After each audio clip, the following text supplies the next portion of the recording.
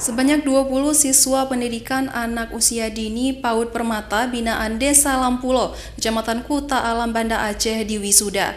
Prosesi sederhana tersebut berlangsung di Komplek PAUD Permata Sabtu siang.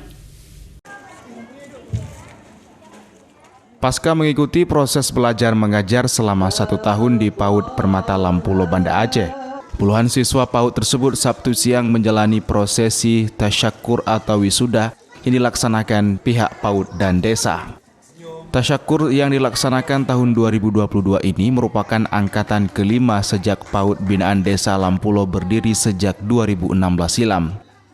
Di PAUD ini selain bisa bermain, para anak didik juga dibekali dengan berbagai pendidikan dasar dalam rumah tangga, seperti ilmu agama, etika, dan tata krama dalam kehidupan sehari-hari.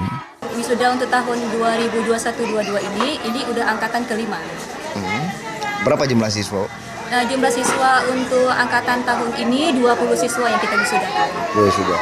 Artinya apa yang mereka dapatkan selama belajar di PAUD selama ini? Ya, kita mengajarkan mereka itu hafalan, surat-surat pendek, doa sehari-hari yang sering dilakukan di sehari-hari itu kita utamakan.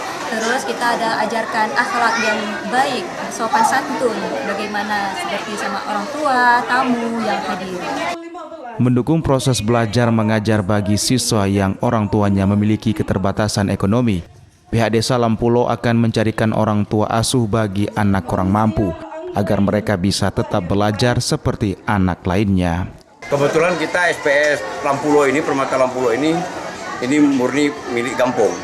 Jadi alhamdulillah kita pada kesempatan ini juga telah memberikan bantuan kepada SPS Permata Lampulo melalui anggaran dana desa.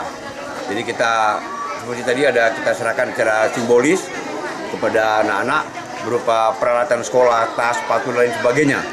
Jadi ke depan dengan anggaran desa, kita keterbukaan publik akan memberikan bantuan kembali kepada PAUD ataupun SPS Gampong Lampulo ini.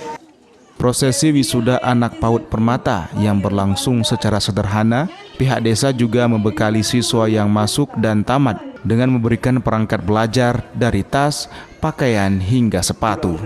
Dari Banda Aceh, Syukri Syarifuddin, iNews melaporkan.